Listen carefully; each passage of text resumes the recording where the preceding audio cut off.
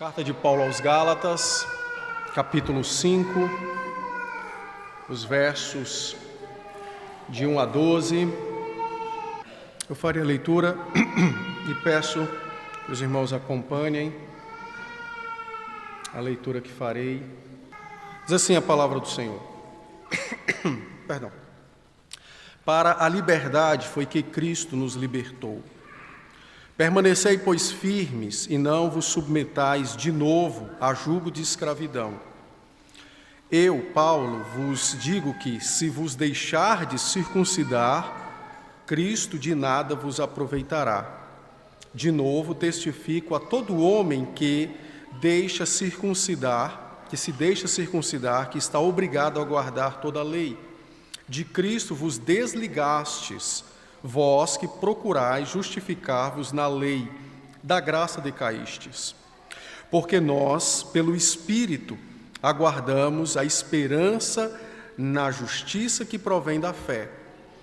Porque em Cristo Jesus, nem a circuncisão, nem a incircuncisão tem valor algum, mas a fé que atua pelo amor. Vós corrieis bem. Quem vos impediu de continuardes a obedecer à verdade? Esta persuasão não vem daquele que vos chama.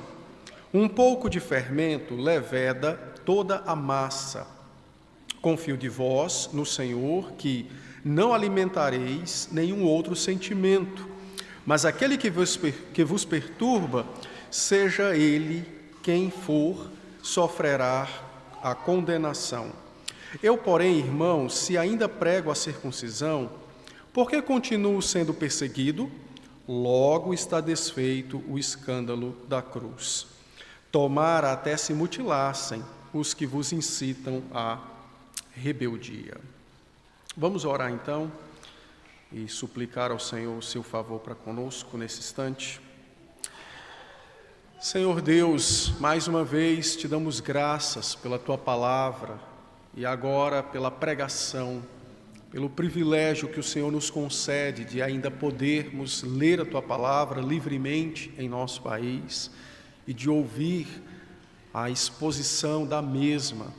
Bendito seja o Senhor.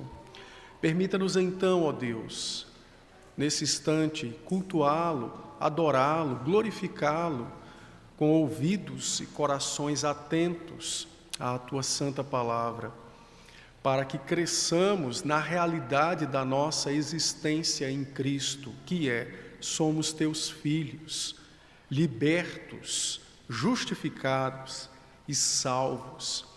Por isso fala ao nosso coração, nos encorajando a permanecermos firmes na fé. Também fala ao nosso coração, ó Deus, nos consolando pela verdade da nossa justificação. Também exorta-nos, se for o caso, para que abandonemos o nosso pecado. Ó Senhor Deus, faz conforme o Teu querer bendito e a necessidade do Teu povo, para que de fato o Teu nome seja cada vez mais exaltado entre nós e no meio de nós. Quanto a mim, dá-me Tua graça para que as minhas fraquezas e os meus pecados não se tornem impedimentos nesse momento, pois tão somente o nosso desejo é ouvir o Senhor falar pela Tua palavra. Em nome de Cristo aqui oramos. Amém.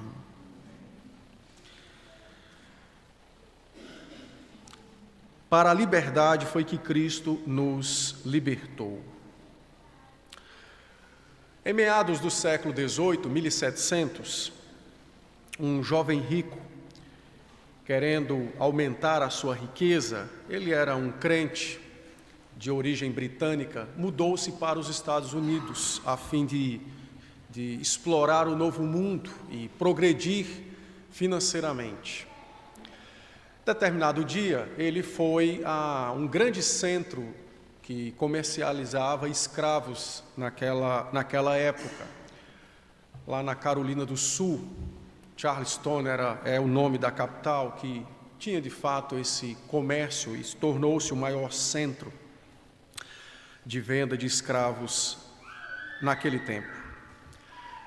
E ele, andando pela exposição dos escravos, deparou-se com uma jovem escrava, muito bonita, segundo conta, e ele então se dirigiu aonde ela estava exposta para acompanhar o leilão, a venda. E enquanto ele andava por entre as pessoas, ele ouviu de alguns homens maus o que eles fariam àquela jovem quando a comprassem. Naquele momento, então, ele resolveu comprar aquela jovem ao preço que fosse. E então dirigiu-se ao leiloeiro e cobriu todas as ofertas que foram feitas, porque havia resolutamente decidido adquirir aquela moça. Depois, então, de se esgotarem todas as ofertas, o leiloeiro a declarou vendida para ele. Ele, então, pagou o preço pela jovem, tomou-a pela mão e a levou ao centro da cidade, ao cartório. Pediu que ela esperasse na calçada enquanto ele entrou no cartório. Depois de alguns minutos, ele retornou com um documento em mãos. E ele então olhou para ela e disse: "Você está livre." Mas ela cuspiu no rosto dele, porque ela não entendeu o que ele disse, por conta de toda a angústia e medo que estava no coração dela, porque ela também ouvira o que os homens maus haviam dito que lhe fariam. Uma segunda vez, então, ele, depois de ter limpado o seu rosto, lhe disse novamente: "Você está livre." E ela, mais uma vez, lhe cuspiu no rosto. Após terceira vez, então, ele disse: "Você está livre." E mostrou-lhe o documento, a sua carta de alforria, a sua declaração de liberdade. E agora aquela jovem, em lágrimas, se ajoelhou aos pés dele, já não mais angustiada nem amedrontada por aquilo que ouvira, lhe fez um pedido. Ela disse: "Meu Senhor, permita-me que eu te sirva pelo resto dos meus dias." Foi exatamente isso que Cristo fez. Ele nos comprou ao preço da maior oferta, o seu sangue. E ao longo da vida cristã, nós muitas vezes fazemos como aquela jovem, pelas angústias e pelos medos, lhe cuspimos no rosto, por não compreender o que ele nos diz: "Vós estáis livres."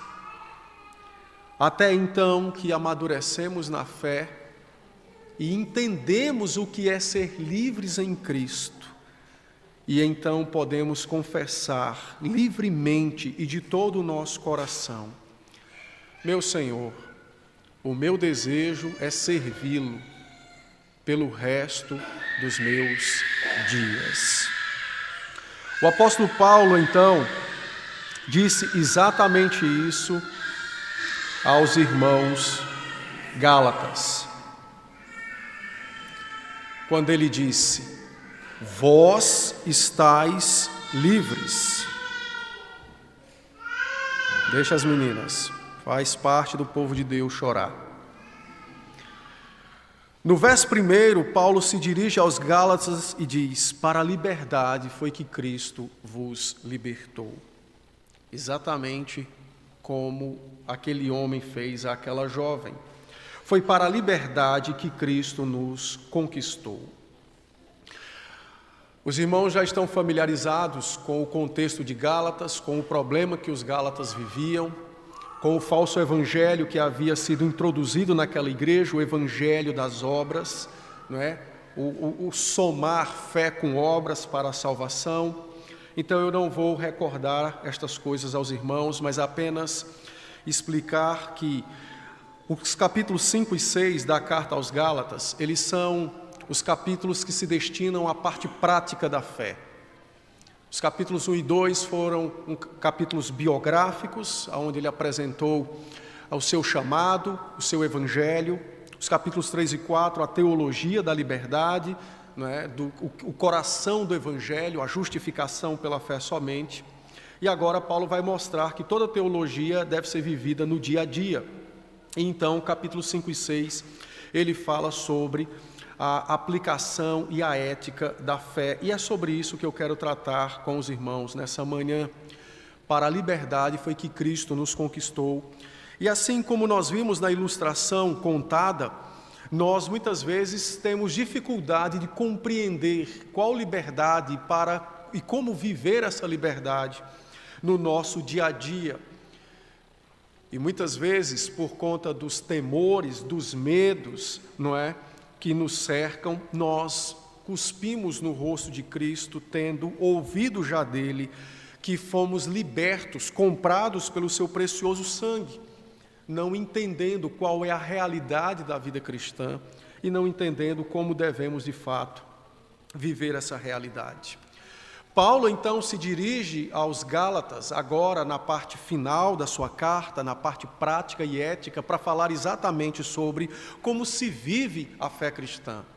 Se os irmãos perceberem, os capítulos 5 e 6 são marcados por um tema, e o tema é exatamente o que está no verso 13, que é viver no Espírito.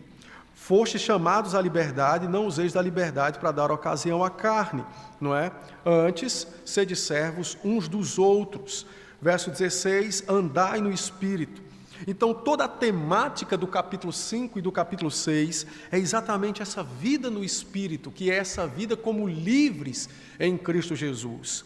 No texto que lemos, os versos de 1 a 12, Paulo então apresenta de forma prática, ou mostrando-nos no nosso dia a dia, como nós somos tentados a cuspir na face de Cristo, abandonando ou negando a liberdade da cruz, né, da salvação que obtemos, ou que foi obtida por Ele para nós gratuitamente. Como isso acontece? Como os falsos mestres nos cercam e nos rodeiam, como os enganadores, como o falso evangelho tenta nos privar pelos medos, pelos temores, pelas tentações, como eles tentam nos privar da liberdade que agora temos em Cristo Jesus. A seção que lemos, dos versos de 1 a 12, pode ser dividida em duas partes. Na primeira parte, a exortação, e na segunda, uma declaração de juízo. Na primeira parte, Paulo então nos mostra a incompatibilidade entre a fé verdadeira no Evangelho e o Evangelho das obras. Nesse caso aqui, no caso da época, né, apresentado, os judaizantes queriam que os gálatas se circuncidassem. Então, como de fato existe essa incompatibilidade? Ele apresenta isso e eu farei também de forma bem sucinta para gastarmos tempo sobre a parte prática dessa sessão. Então, a primeira incompatibilidade está no verso de número 2, quando ele diz: se vocês se circuncidarem, Cristo de nada vos aproveitará. De fato, se nós optarmos por acrescentar algum tipo de obra à fé, então Cristo não nos servirá para nada. Porque ou a salvação é pela graça, ou é pelos méritos. Ou a salvação é obra divina, ou é obra humana. O verbo grego usado aqui por Paulo, quando ele disse Cristo de nada vos aproveitará, poderia ser traduzido como ganho, como lucro, como vantagem. Então, ou nós temos Cristo como de fato o nosso bem maior, o nosso tesouro, ou nós não o temos. Todos aqueles que querem viver e querem se justificar diante de Deus pelas suas obras, estes não podem contar com a graça de Cristo. Eles só podem contar com as suas próprias obras. Então, se você quer comparecer diante de Deus e quer comparecer diante dele justo por aquilo que você faz e por aquilo que você julga que você está então abandonando Cristo, você está abrindo mão de Cristo. Na verdade, Cristo não tem serventia para você, porque é impossível fé e obras andarem juntas no que diz respeito à salvação. A justificação, ela é completamente pela graça ou ela é pelas obras, mas nunca é por obras mais graça ou graça mais obras. Mesmo sendo nós crentes protestantes, muitas vezes somos tentados a achar que nós também contribuímos com a nossa salvação, com nossa moralidade, com a nossa própria fé, quando na verdade nossa salvação ou ela é inteiramente por conta da obra de Cristo, ou ela é inteiramente por conta de nossa própria obra. A segunda incompatibilidade está no verso de número 3, quando ele diz: eu testifico a todo homem, seja judeu ou gentio, seja gálata ou não, qualquer pessoa que quer de fato se apresentar diante de Deus com justiça própria, você precisa entender que você vai ter que ser perfeito todos os dias da sua vida. Você vai ter que cumprir toda a lei em todos os dias da sua vida, você vai ter que ser perfeito. Note que no verso de número 3, quando ele diz testifico a todo homem, ele está usando inclusive uma linguagem forense, judicial. Todos precisam comparecer diante do juiz e apresentar pelas suas próprias obras a declaração de que ele é justo e, portanto, de que ele deve ser salvo. Isso é completamente incompatível com a própria realidade, porque nenhum de nós pode viver perfeitamente um dia sequer da nossa vida, que dirá toda a nossa vida. Mas se você, disse Paulo, quer viver pelas obras da lei, então você se obriga a guardar toda a lei por todos os dias até a sua morte. Isso é completamente incompatível com a realidade e com a própria fé, porque a fé me ensina exatamente o oposto. Ela me diz que, sendo eu um homem morto em delitos e pecados, fui achado por Cristo. E porque fui achado por Ele, então hoje eu tenho vida eterna e salvação. Em terceiro lugar, a terceira incompatibilidade está no verso número 4. Paulo diz: de Cristo vos desligastes, vós que procurais justificar-vos na lei da graça decaístes. Quem crê que a salvação é pelas obras, e quem vive tal tipo de coisa, ele está desligado de Cristo. Na verdade, o verbo grego usado para desligar aqui, ele poderia ser traduzido como libertado. Então Paulo está dizendo, todo aquele que quer viver pelas obras que ele mesmo faz, ele se liberta de Cristo, porque a fé me aprisiona a Cristo. Mas a justiça que provém das obras é como se fosse um grito de liberdade. Eu estou livre de Cristo, eu estou completamente desamarrado de Cristo. Se alguém quer comparecer diante de Deus com justiça própria, você está então se desligando, se desamarrando, se libertando de Cristo. Você está se soltando de Cristo. Da graça você cai, disse o apóstolo.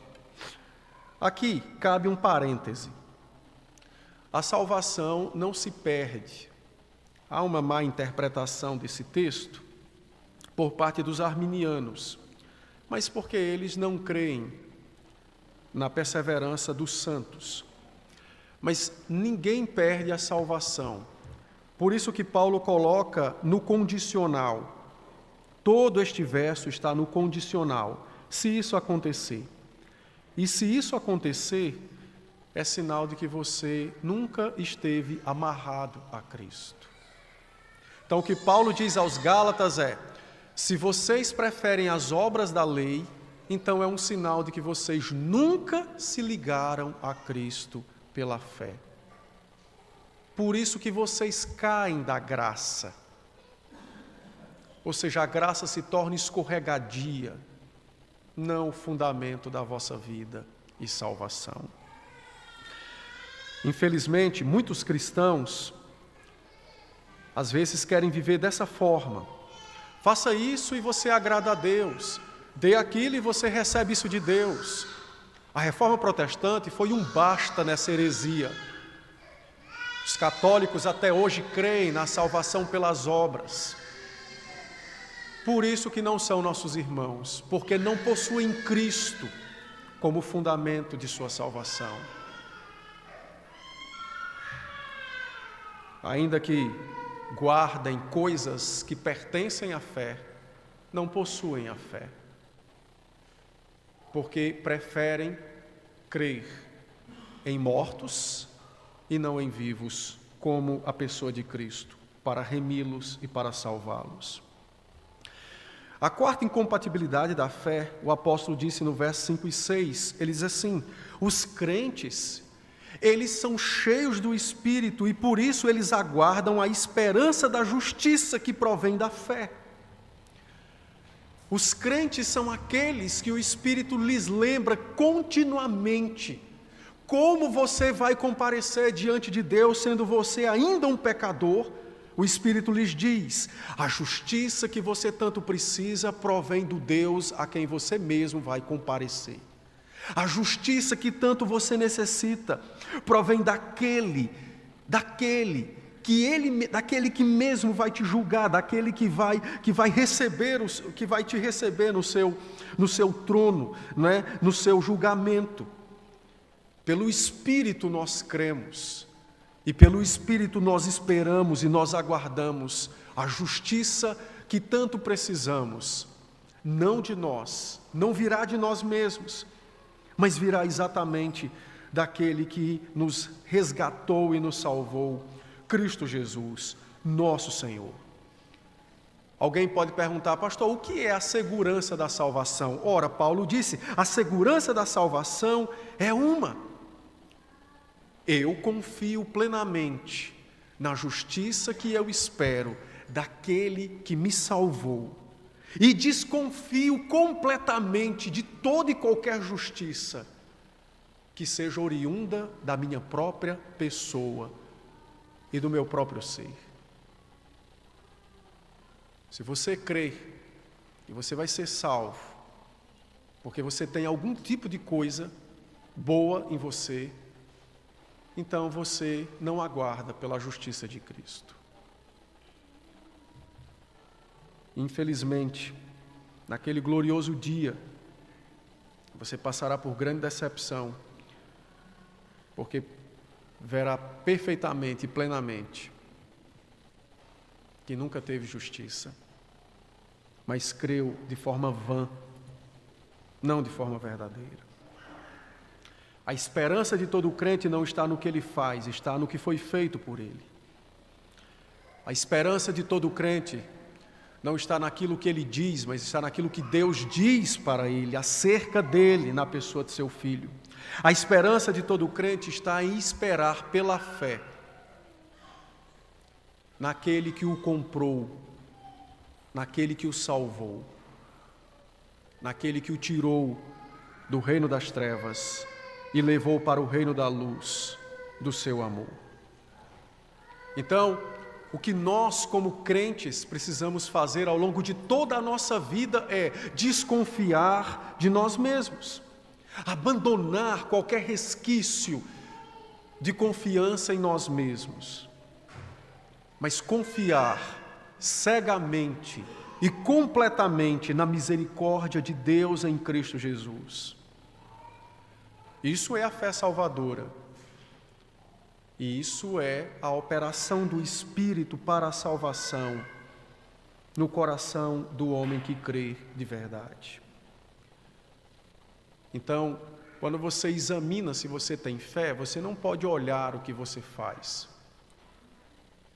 Mas quando você examina se você tem fé, você tem que olhar se você confia plenamente em Cristo. E se você aguarda dele a justiça que tanto você precisa para comparecer diante de Deus no último dia. Essa é a fé bíblica, disse Paulo. Nós, os que cremos, cremos pelo Espírito e aguardamos a justiça que provém da fé. Verso de número 5. A justiça que provém da fé. Não o contrário. Não o contrário. Se os irmãos fizerem uma pesquisa, e eu recomendo a pesquisa, vocês podem pesquisar todas as religiões do mundo. Todas elas. Em todas elas, existem duas coisas em comum A primeira, todos são instruídos a fazer coisas boas. E a segunda, todos são instruídos a fazer coisas boas para a sua salvação. Todas elas, todas, nenhuma está livre destes dois pilares. Sabe por quê? Porque em todas elas, o Deus delas não pode salvar ninguém, porque não existem, são falsos. Por isso os homens estão trabalhando para se salvarem. Muitas denominações cristãs hoje não são mais tão cristãs assim, porque continuam ou porque começaram a ensinar o evangelho das obras. Isso começou com a teologia da prosperidade, faça isso para Deus te dar aquilo, e hoje até igrejas da reforma, que eram da reforma, também caíram nesse ledo engano. Tornaram o homem grande e Deus pequeno. Cristo já não é mais tão salvador e libertador assim. Se a sua esperança de salvação fundamenta-se em você e no que você faz, eu preciso lhe dizer, você está perdido. Mas se a sua esperança de salvação se encontra no que você espera em Cristo e da parte de Cristo, então você está salvo. Mas Paulo disse mais, ele disse, a fé dos crentes, para talvez até contradizendo os judaizantes, né, e até mesmo alguns cristãos, né, que acham que, pastor, e onde é que ficam as obras? O povo tem uma preocupação com obras, né, como se Deus precisasse comer das nossas mãos. Onde ficam as obras, pastor? Então Paulo disse, ora, é simples, a fé, ela se fundamenta, ou na verdade fundamenta não, a fé opera pelo amor. Verso de número 6, nem circuncisão, nem incircuncisão tem algum valor. O que tem valor agora em Cristo? Ele disse, a fé que atua, a fé que opera, a fé que trabalha pelo amor. Então notem que a fé que espera a justificação de Cristo, ela não é uma fé vadia, inoperante, preguiçosa. Ela atua, ela trabalha. O verbo usado aqui é o verbo usado para trabalhar, é o verbo que diz que ela produz, ela faz algo pelo amor. Mas não entendam mal o que o apóstolo está dizendo. Ele não está dizendo que alguém é salvo pelo amor, e ele não está dizendo que alguém, de fato, tem fé porque ama. Ele está dizendo que a fé é o fundamento do amor. Ele está dizendo que a fé é a raiz que produz amor em nosso coração para com Deus, para com Cristo, para com o Espírito, para com a sua palavra, para com os crentes. Qual é o fundamento do nosso amor? É a fé, disse o apóstolo Paulo. Ela opera o amor. Ela opera o amor. É a fé que me faz amar a Deus, é a fé que me leva a obedecer a Deus, porque eu amo a Deus. Mas ninguém será justificado pela fé. Mas seremos justificados somente em Cristo, através da fé. É preciso dizer o óbvio, porque Tiago disse que uma pessoa incrédula também tem fé em demônios, mas ele não é justificado porque ele acredita em algo. Só é justificado aquele que de fato tem Cristo como seu libertador e aguarda de Cristo e em Cristo a justiça que ele necessita para comparecer diante de Deus no último dia e ser declarado um bendito e um salvo. A fé é o fundamento, é a raiz do amor, disse Paulo. Ela não é inoperante. Então notem que estas coisas, elas mostram a incompatibilidade entre obras e fé. Existem muitas pessoas que trabalham na igreja e trabalham muito. Eu conheci muitas pessoas assim. Pessoas que perderam até suas famílias por conta do trabalho na igreja. Mas, curiosamente, eles não tinham fé.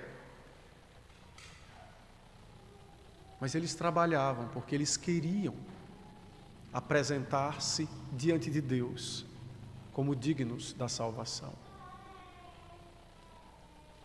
Não amavam verdadeiramente o Senhor, mas faziam alguma coisa achando que faziam para Deus, como os samaritanos, porque queriam de algum modo comprar a sua própria redenção.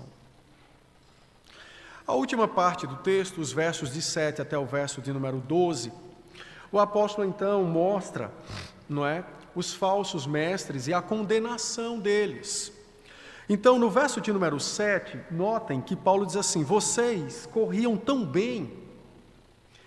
Quem foi que impediu vocês de continuarem a obedecer à verdade? Então, ele diz que os falsos mestres, os falsos pregadores, os falsos pastores, o falso evangelho, ele tem uma finalidade. Talvez alguém se pergunte: pastor, por que o diabo opera o engano? Ora, é simples, Paulo disse, porque eles atrapalham os crentes. Os falsos mestres, os falsos pastores, o falso evangelho tem uma finalidade. Qual? Atrapalhar os crentes.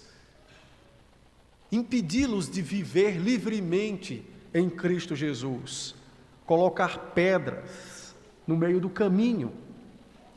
E essas pedras são obediência meritória, pessoas que obedecem a Deus de forma meritória. Eu vou fazer para ter de Deus, não é? Obediência meritória e a possibilidade. O homem é bom, ele pode ainda fazer algo que agrade a Deus, sem Cristo. Isso impede que alguém ande verdadeiramente e creia verdadeiramente em Cristo. No verso de número 8, notem que, ainda falando dos falsos mestres, ele diz o seguinte: notem que esta persuasão não vem daquele que vos chama. Ele diz o seguinte: quem está incitando vocês a obedecer pelas obras, a viver pelas obras, não é Deus. E a isso, meus irmãos, eu preciso fazer uma advertência, porque existe um ponto muito positivo na fé cristã. De um modo em geral, todos os crentes, de um modo geral, eles são muito românticos, não é? E isso impede que eles vejam o erro de forma mais nítida.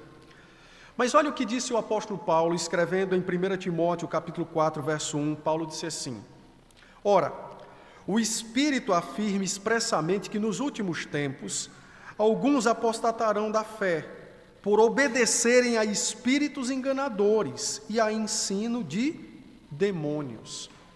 Aí qual é o erro de muitos? É achar que Paulo disse, nos últimos tempos, eles acham que é só no final, quando Cristo voltar. Mas Jesus mesmo disse: se eu opero milagres no meio de vós, é porque é chegado o reino de Deus. Então, os últimos dias se estabeleceu na vinda de Cristo. Nós vivemos os últimos dias. Ele não disse que os últimos dias seriam poucos. Ele disse que nós viveríamos nos últimos dias e que estes seriam marcados por guerras, rumores, epidemias, frieza e por aí vai. Então Paulo disse: essa persuasão não é de Deus. Essa persuasão vem de homens cheios de Satanás. Essa persuasão não vem do Senhor, vem de homens cheios do engano de Satanás. E é por isso, irmãos, que nós precisamos ser muito mais criteriosos quando ouvimos o Evangelho, ou quando ouvimos algum tipo de pregação, numa igreja ou na internet. Esse negócio de que todo mundo fala de Deus, isso é bom, isso não é de Deus, isso é do diabo. Não são todos que, porque dizem o nome Deus, estão falando em seu nome. Os falsos mestres também ensinam algo sobre Deus, mas ensinam de forma mentirosa. enganadora, pervertendo a fé. Não pense você que toda igreja e que todo pastor é um homem de Deus, não. Como é que você sabe que eu sou crente e sou um homem de Deus? Só porque eu sou o seu pastor, sou presbiteriano? Como é que você sabe disso? É um engano agir dessa forma. Como é que vocês sabem que eu não sou um enviado do maligno? Ora, nunca pensaram sobre isso? Nunca imaginaram que Deus poderia usar alguém assim? Ou que o diabo poderia usar alguém assim? Como é que se pensa como é que se não pensa sobre isso? É o destino eterno das nossas almas.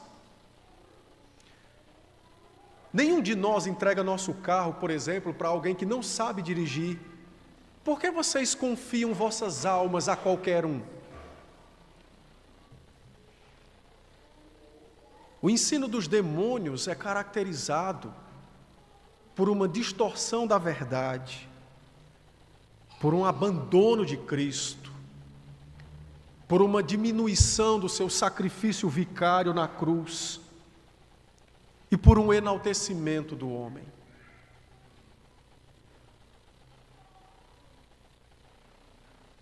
A vocação, a persuasão, e é muito interessante porque essa palavra persuasão está muito em voga nos nossos dias, Os pastores têm feito muitos cursos, não é errado falar bem, e se expressar bem, mas até que ponto é verdade usar das ferramentas, neurolinguísticas, da hipnose, para cativar as pessoas? Onde o espírito fica nessa situação? Onde fica a alma de quem ouve nessa situação?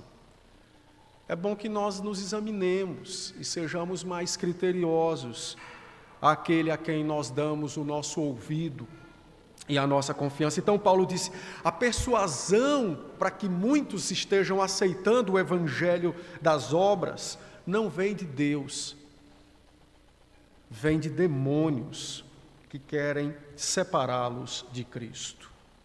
E notem que no verso 10 ele diz que um pouco de fermento leveda toda a massa, ou seja, uma pequena heresia ou um pequeno herege na igreja é o suficiente para estragar toda a igreja. É por isso que o conselho precisa ser extremamente criterioso na recepção de alguém como membro da igreja. É por isso que os irmãos precisam ser criteriosos na eleição de um diácono, de um presbítero, na escolha de um pastor. Um pequeno herege, uma pequena heresia pode fazer um estrago enorme, assim como um pouco de fermento tem a capacidade de levedar toda a massa. Mas no verso 10 e 11, o apóstolo então diz que estes homens serão julgados, e o próprio Deus lhes dará de fato o julgamento. E no final do verso 12, ele diz, tomara que estes fossem mutilados, ele está usando aqui o termo mutilação, na perspectiva, não de que eles, porque defendiam a circuncisão, não de que eles se mutilassem, no órgão reprodutor masculino, mas no sentido da mutilação da boca, que eles se mutilassem, ou seja, se calassem, que eles se colocassem em covas profundas, para não perverter o evangelho aos crentes, para não servirem eles de pedra de tropeço. De que modo estas coisas podem ser aplicadas à nossa vida?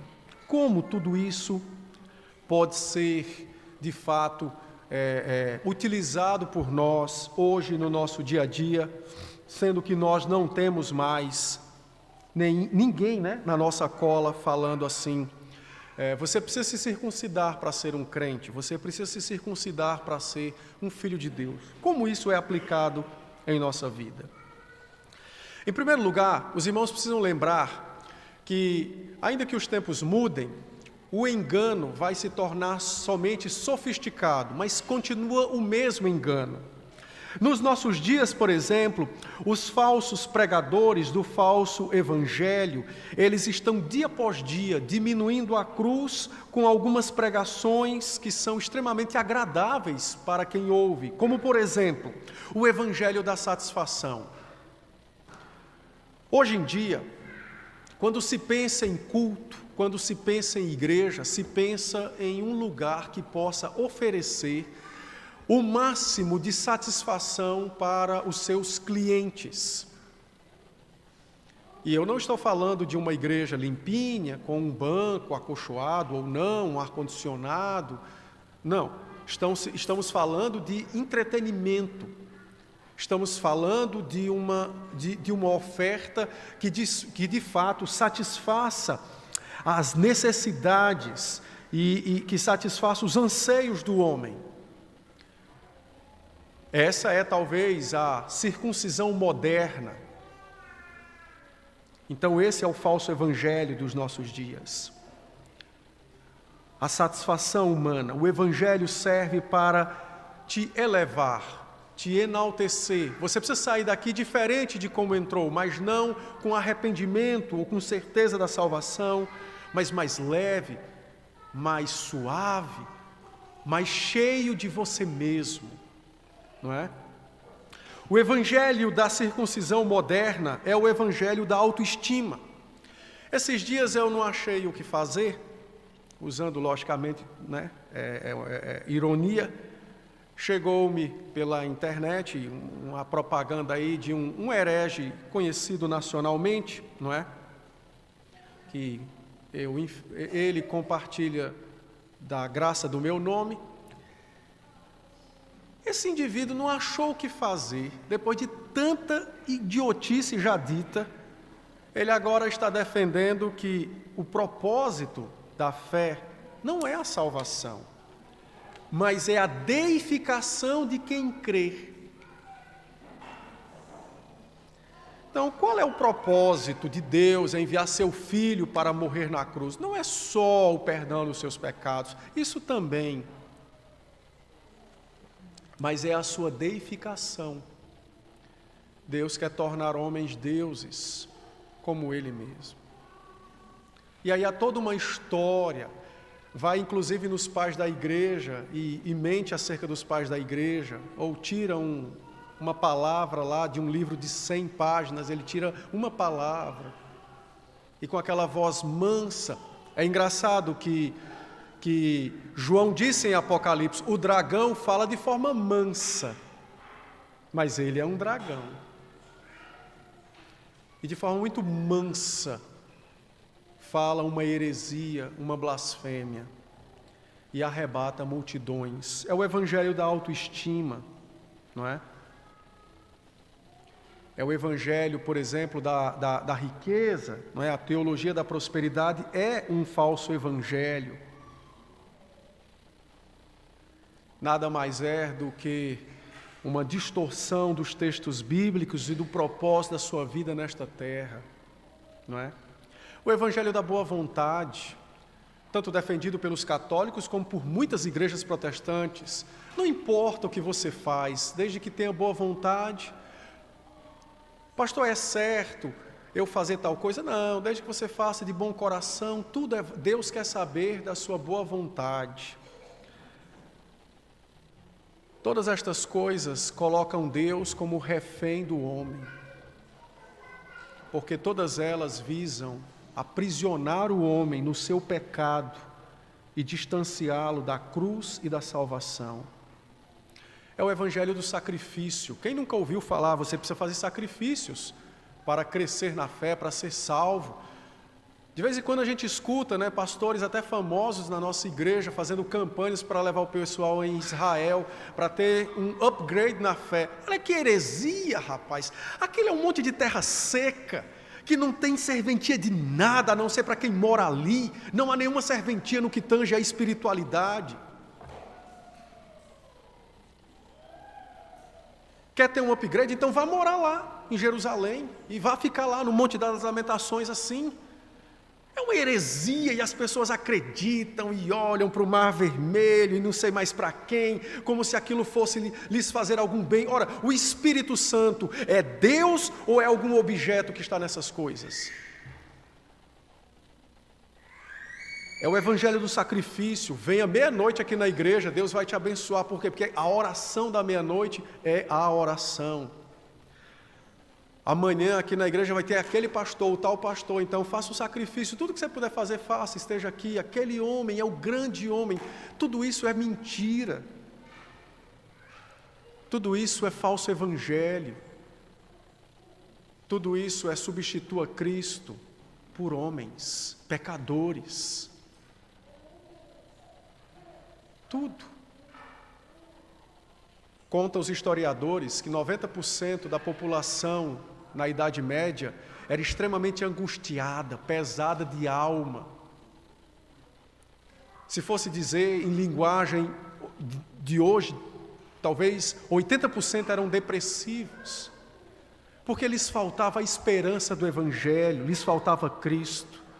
Mas eles tinham de sobra superstições, santos, relíquias, decretos papais perdoando pecados. Eles tinham de sobra romarias para Roma, mas as almas estavam morrendo, secando, porque tudo era mentira. Mesmo sendo um doutor em teologia, como era Lutero, vivia angustiado, porque não sabia como ele, um pecador, se apresentaria diante de Deus, que era um Deus santo. Até que um dia o Espírito lhe abriu os olhos e ele viu que a salvação é pela fé. E o justo vive pela fé.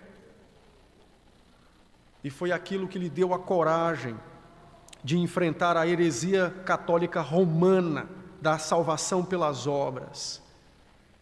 E foi aquela palavra que libertou todo o mundo ocidental. E é a mesma palavra que é usada hoje para libertar homens em todos os continentes. Não se enganem, o evangelho da circuncisão moderno continua hoje. Continua hoje. A única coisa que mudaram foi: você não precisa se tornar um judeu para ser filho de Deus. Você só precisa fazer isso, se sentir bem com Deus para ser um filho de Deus, ser rico, abençoado por Deus para ser um filho de Deus, fazer alguma coisa de boa vontade para ser um filho de Deus, se sacrificar. É o mesmo erro, é o mesmo engano, mas apenas mudando as palavras. Por fim, é necessário também tratarmos e aplicar esta verdade ao nosso coração, perguntando: você já é crente? De fato, você, quando olha para si, você consegue perceber que você espera por Cristo? Ou você espera por alguém mais? Você espera por Cristo? E pense, meus irmãos, como essa questão de esperar por Cristo é algo que tem sido ofensivo nos nossos dias. Porque se eu espero por Cristo, é sinal de que eu não posso esperar por mim mesmo. Se eu espero por Cristo, é sinal de que eu sou um pecador e reconheço que, como pecador, eu estou numa situação desesperada por Cristo. Mas o que eu mais escuto da boca de crentes e de descrentes é: não, mas fulano tem um coração tão bom, pastor. Ora, como é que alguém pode ter um coração bom e precisar de Cristo para a salvação? Não faz sentido. O jovem rico, tentando bajular Cristo, disse: bom mestre. Jesus disse: olhe, só Deus é bom. Por que você me chama de bom? Você me reconhece como Deus ou está só puxando o meu saco? Foi o que Cristo disse. E os crentes ainda falam: fulano é tão bonzinho, fulano tem um coração bom. Ele não tem coração bom, irmãos. Ele tem um coração maligno. Ele só não faz o mal que ele quer porque Deus impôs freios morais a ele. E muitos que professam a fé não se veem como pecadores maus, se veem como pessoas boazinhas. Mas a palavra de Cristo é: só há um caminho para a vida eterna, e só há uma porta, e ela é estreita. A chave que abre essa porta é o reconhecimento de que eu sou pecador, desesperadamente corrupto, e que preciso do meu libertador, Jesus Cristo. Enquanto isso não for verdade no teu coração, você não tem Cristo verdadeiramente como seu Salvador. Thomas Watson, um puritano do século XVII, disse: enquanto o pecado não for amargo para você, Jesus Cristo não será doce. Enquanto o pecado não for amargo, Jesus Cristo não será doce. É por isso que na Escritura está repleto de textos que afirmam, a bem-aventurança dos humildes, mas a destruição dos orgulhosos. Então, reconheça o seu pecado. E ao fazer isso, você experimentará o deleite oriundo da presença e da obra de Jesus Cristo. É necessário nos perguntarmos: nós já somos de fato crentes? Já confessamos o nosso pecado ao Senhor? Pode ser que sim, pode ser que não. E por fim, a liberdade experimental ou a liberdade provada no dia a dia, não é? A liberdade a qual nós estamos tratando ao longo dessa carta de Gálatas, ela é vivida no nosso dia a dia. Todos os dias você vive liberdade ou vive escravidão. Nossas decisões dizem se somos livres ou se somos escravos, todos os dias. A liberdade em Cristo, ela é vivida todos os dias por nós, e a Bíblia chama isso de santificação. Ora, o que é a santificação? É a mortificação do pecado. O que é mortificar o pecado? É ter o poder em Cristo e na pessoa do Espírito de não satisfazer a minha vontade, que é pecaminosa, e de satisfazer a vontade de quem me salvou. Então, na verdade, santificação e liberdade em Cristo são as mesmas coisas. É o mesmo que viver no Espírito, conforme Paulo vai tratar. É a mesma coisa. É o mesmo fruto do Espírito que ele vai dizer mais adiante nos versos 22 em diante. Mesma coisa. E o que é ser escravo, ainda que sendo um crente? É as obras da carne. Mesma coisa. Portanto, a santificação é exatamente viver livremente neste mundo, como uma pessoa justificada, como uma pessoa que confia e que espera somente de Cristo o conforto, a graça e a salvação. Mas não se enganem, a nossa liberdade é atacada pelo falso evangelho, por pregadores que são enganadores, mas a nossa liberdade também é atacada por Satanás, pelos impulsos da nossa carne, nas tentações. Nossa liberdade também é atacada. Por isso, descansar em Cristo, esperar em Cristo são as armas para que possamos lutar contra aqueles que tentam nos escravizar.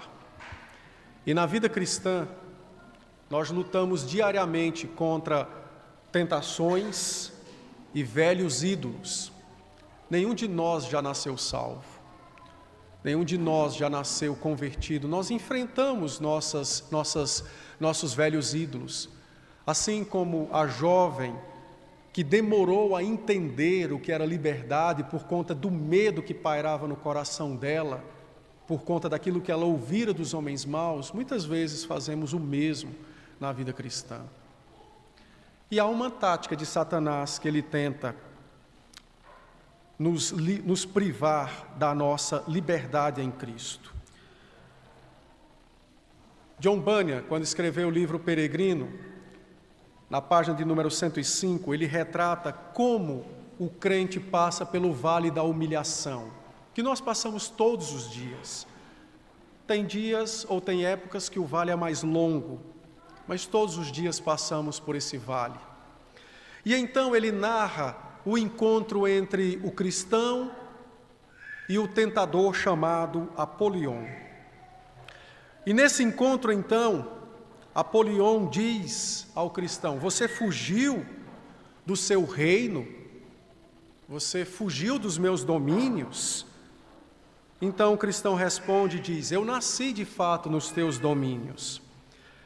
e te servi durante muito tempo de forma árdua. Contudo, o salário que você me pagava era mortal, porque o salário do pecado é a morte. Então atingi a idade da razão, falando da fé, e procurei então outro rei. Apolion então disse: e existe algum príncipe covarde que encontre um ex-súdito seu e o deixe ir embora livremente? Ou seja, eu não vou desistir de você livremente só porque você agora é crente. O cristão respondeu dizendo: eu já me comprometi com outro, com o próprio Rei dos Reis e Senhor dos Senhores. Ele com justiça me governa. Apolion então retrucou e disse: já sei o que aconteceu com você. Aconteceu com você aquilo que é dito de forma muito comum na face da terra: trocou o mal por um pior. Trocou o mal por um pior, tentando trazer dúvidas acerca do que é servir a Cristo. Então o cristão disse: votei a ele minha fé e lhe jurei fidelidade. Não posso ser forçado a traí-lo e não voltarei atrás. Apolion nessa hora ficou extremamente zangado e disse: então você esquece de tudo que você já fez? Você se esquece de todo o seu pecado, das suas mentiras? Então você se esquece do que você fez agora há pouco em pensamento e de como desejou o mal a outros? Nesse momento, então, depois de acusar cristão, não é? Então o cristão lhe respondeu e disse: eis que o príncipe, sob cuja bandeira agora estou, pode me absolver, sim, e perdoar também o que fiz em toda a minha vida, porque eu estou em aliança com ele. E você, ó Apolion destruidor, você está falando a verdade. Estou apreciando muito o serviço deste príncipe. Seu salário, seu governo, sua companhia e seu país são mais do que as condições que você me oferecia.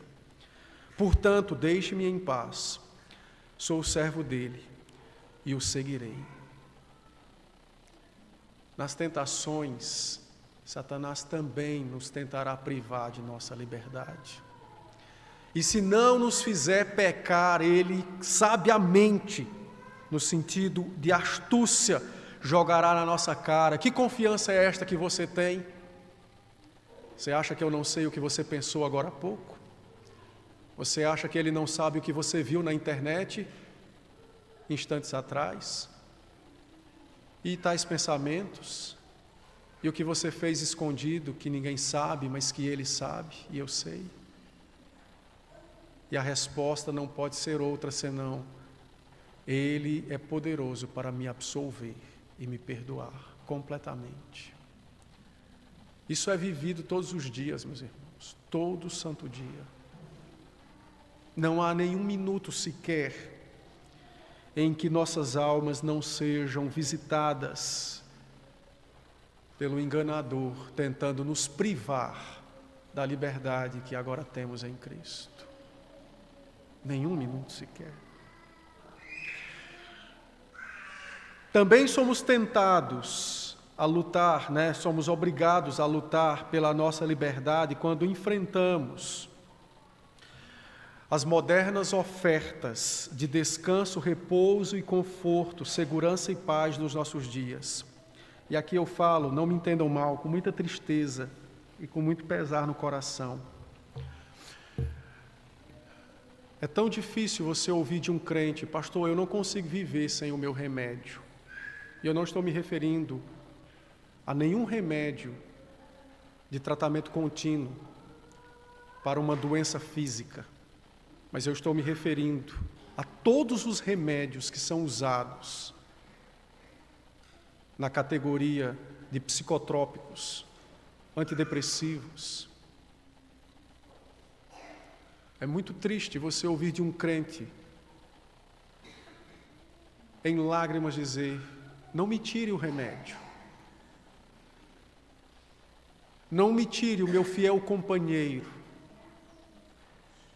o que assossega a minha alma, não me tire aquele que me conforta, aquele que me dá segurança, você não me tire isso. Eu já ouvi isso algumas vezes e eu confesso aos irmãos que não sou mulher, mas eu pude imaginar a dor do parto quando ouvi isso. Porque aquele cristão não estava livre em Cristo. Ele podia até viver sem Cristo, mas não sem o seu remédio. São as modernas ofertas de descanso, de repouso, de segurança e de paz. Você está atribulado? Toma um remédio. Você tem medo? Tome um remédio. Você não se controla? Tome um remédio. Você não dorme? Tome um remédio.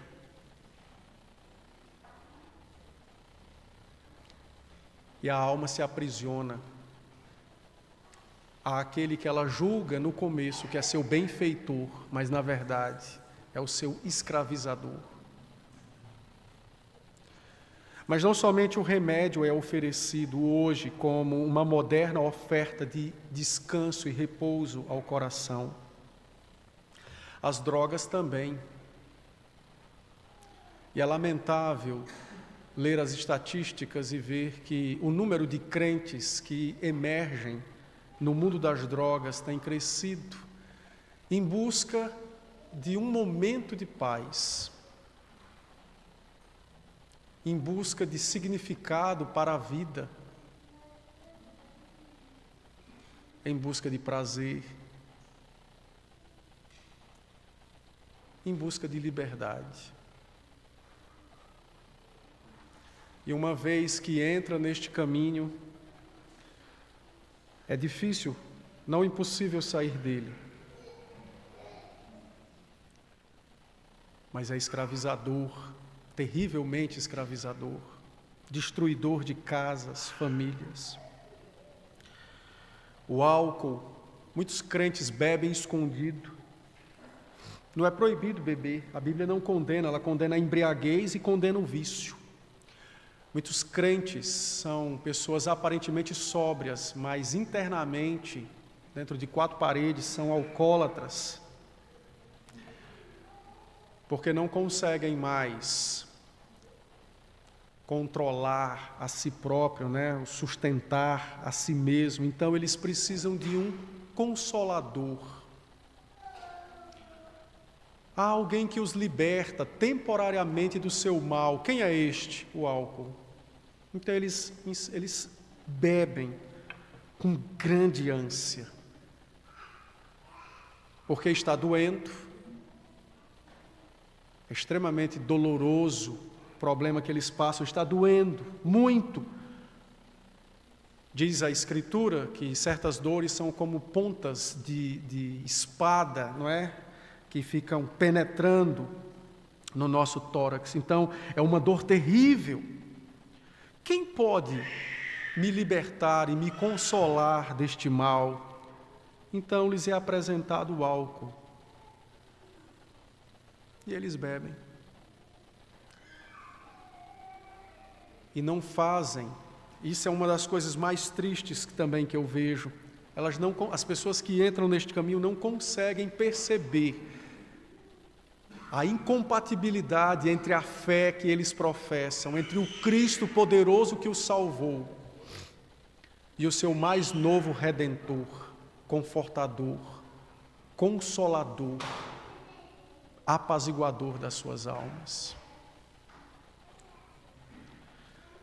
O sexo tem sido outra droga, introduzida também para consolar e confortar. É por isso que o número de adultérios e promiscuidade é cada vez maior, inclusive entre os crentes.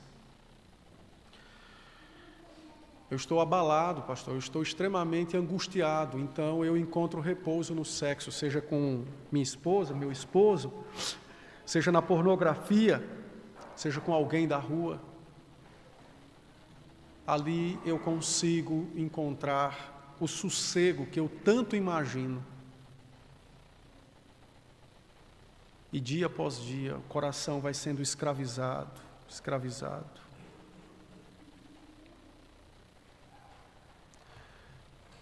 Só há uma forma de vivermos livres neste mundo, e esta forma é em Cristo. Não há outra forma. Não há outra forma. Bunyan disse outra vez o seguinte: quando o cristão subiu o monte que tinha por nome, o Monte da Salvação, ele subiu esse monte sobrecarregado com o fardo do seu pecado. O fardo estava nas suas costas e isso muito lhe dificultava subir o monte. E então, quando ele chegou ao topo do monte, correu e ele avistou então a cruz.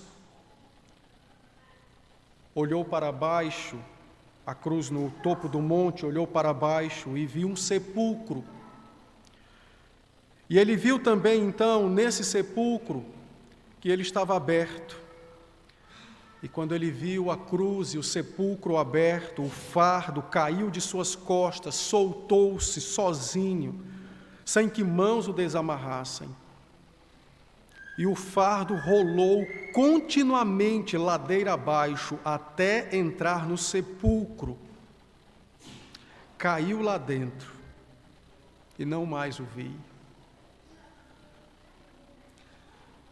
Então ele disse: sinto-me muito feliz, estou aliviado e com imensa alegria. Ele me deu descanso, ou me concedeu descanso através do seu sofrimento, vida e morte na cruz. Não há outra forma de vivermos livres neste mundo, se não for por Cristo e pelo nosso pecado, sepultado no sepulcro aonde Cristo esteve. Seja Deus gracioso conosco, e se você passa por um desses problemas dos quais citei, seja encorajado a confiar em Cristo para a sua liberdade e vida nesta terra.